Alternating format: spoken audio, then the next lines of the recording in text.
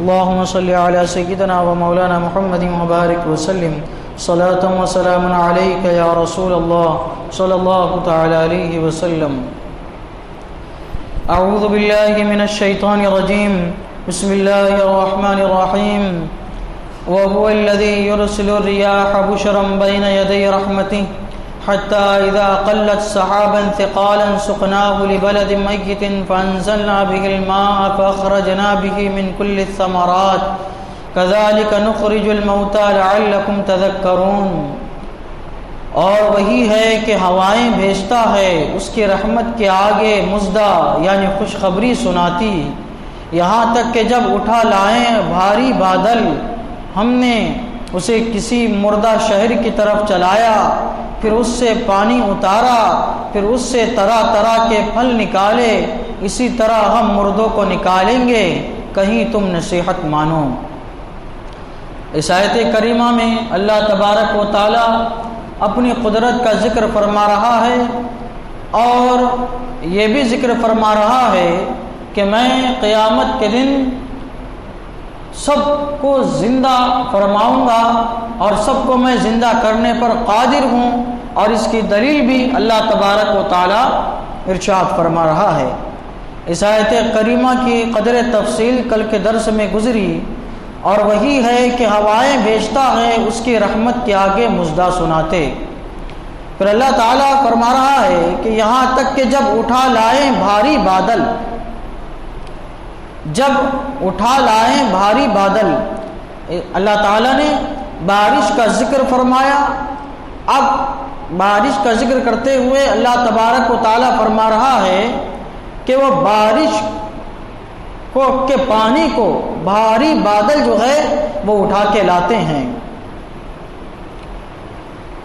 آپ اللہ تبارک و تعالیٰ کی قدرت دیکھیے. ایسا ہوتا ہے کہ بادل ہوتے ہیں اور وہی بادل پانی ہوتا ہے، لیکن جب بادل آسمان میں ہوتے ہیں تو بادل ادھر سے ادھر گزرتے ہیں، چلتے ہیں، پھرتے ہیں. ہم دیکھتے ہیں آسمان میں ہوائیں جدھر ان کو لے جاتی ہے بادل ادھر چلتے چلے جاتے ہیں. اور آج کل جو لوگ ہوائی جہاز میں سفر کرتے ہیں وہ بادلوں میں سے ہوتے گزرتے ہیں، لیکن وہ بادل ہمیں ایک بھاپ کی طرح معلوم ہوتے ہیں. لیکن وہی بادل جب زمین پہ برستے ہیں اور ان کو جمع کر دیا جائے تو کئی ٹن ان کا وزن ہو جاتا ہے. اتنا زیادہ ان کا وزن ہوتا ہے کہ ان کے وزن کو گنا نہیں جا سکتا. اتنے بھاری بھرکم بادل کو اللہ تبارک و تعالیٰ بغیر کسی ستون کے، بغیر کسی سہارے کے آسمان میں اللہ تعالیٰ کو روا دوا فرماتا ہے. اب یہ قدرت دیکھیے اللہ تبارک و تعالیٰ کی. زمین پر جب وہ بادل آتا ہے، گرتا ہے پانی کی شکل میں، ہم پانی اگر اٹھانا چاہے تو اٹھا نہیں سکتے. ایک بکٹ اٹھائیں گے، 2 بکٹ اٹھائیں گے، لیکن جب کہیں زیادہ اس کا وزن ہو جائے تو ہم اس کو اٹھا نہیں سکتے ہیں. لیکن وہی بادل میں سے جب ہوائی جہاز گزرتا ہے تو ایک دم آرام کے ساتھ، سکون کے ساتھ گزر جاتا ہے. یہ کیا ہے؟ اللہ تبارک و تعالیٰ کی اس میں بھی کیا ہے؟ بہت بڑی قدرت ہے، قدرت کے مظاہرے ہے. تو اللہ تعالیٰ اپنی اسی قدرت کا ذکر فرما رہا ہے کہ یہاں تک کہ جب اٹھا لائیں بھاری بادل، وہ جو ہوائیں ہیں رحمت کی، وہ اٹھا لائیں بھاری بادل، سقناہ لبلد میت، ہم نے اسے کسی مردہ شہر کی طرف چلایا. اللہ تعالیٰ فرما رہا ہے ہم زمین کی طرف چلاتے ہیں، چاہے وہ زمین آبادی والی ہو، چاہے غیر آبادی والی زمین ہو، چاہے گھنی ہو، چاہے غیر گھنی ہو. اللہ تعالیٰ فرماتا ہے ہم اس بادل کو مردہ شہر کی طرف چلاتے ہیں. اب شہر تو مردہ نہیں ہوتا. اللہ تعالیٰ فرما رہا ہے یہاں پہ شہر کی طرف ہم چلاتے ہیں. شہر سے مراد یہاں پہ زمین ہے. تو ہم مردہ زمین کی طرف چلاتے ہیں. زمین تو مردہ اور زندہ نہیں ہوتی. تو یہاں پہ مردہ سے مراد خشک زمین ہے، سوکھی زمین ہے. ہر چیز کا مرنا اور زندہ رہنا الگ الگ ہوا کرتا ہے. جسم کی موت جان کے چلے جانے میں ہے اور اس کی زندگی جان رہنے میں ہے، اور روحانیت کی موت ایمان کے چلے جانے میں ہے اور روحانیت کی زندگی ایمان کے رہنے میں ہے۔ دل کی موت اللہ کے ذکر سے غافل ہو جانے میں ہے اور دل کی زندگی اللہ کے ذکر سے معمور رہنے میں ہے۔ اسی طریقے سے زمین کی موت خشک ہو جانے میں ہے اور زمین کی زندگی سرسبز و شاداب ہو جانے میں ہے۔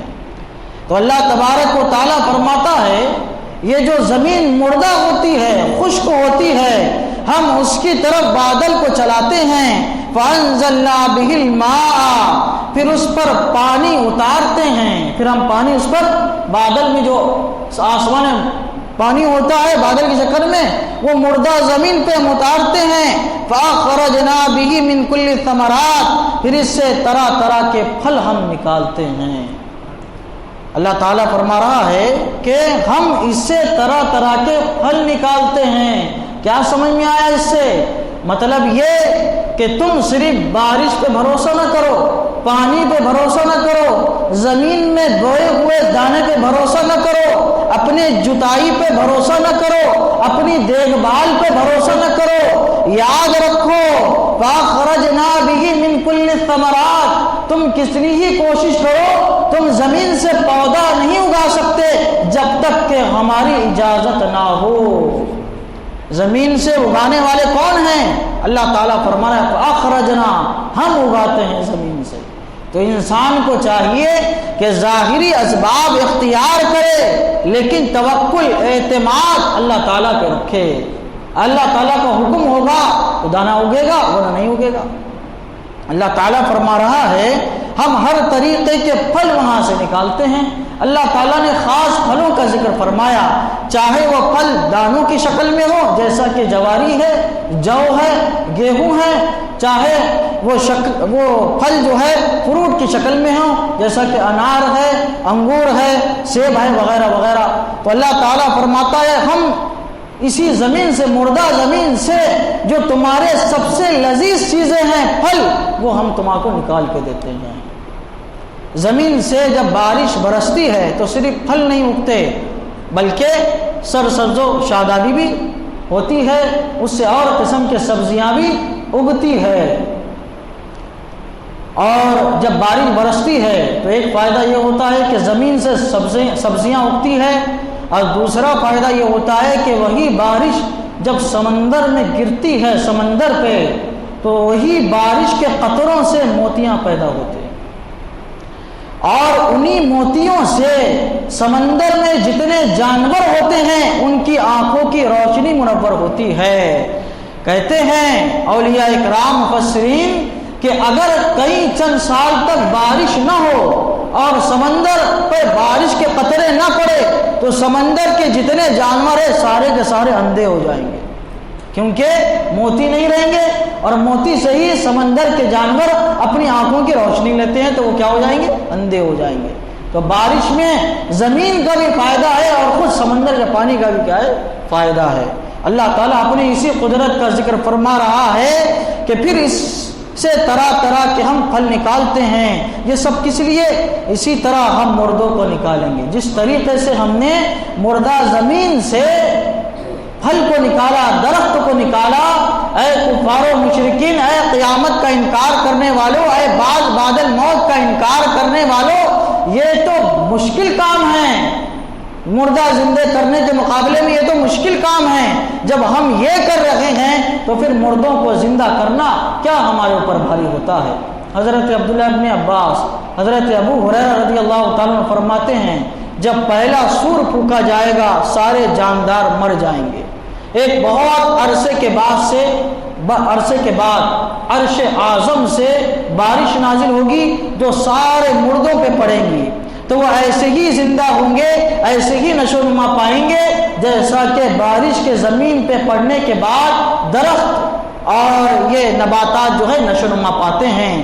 پھر جب دوسرا سور پھونکا جائے گا پھر اللہ تعالیٰ ان کو کیا ہے سب کو زندہ فرما کے قیامت کے دن جمع فرمائے گا۔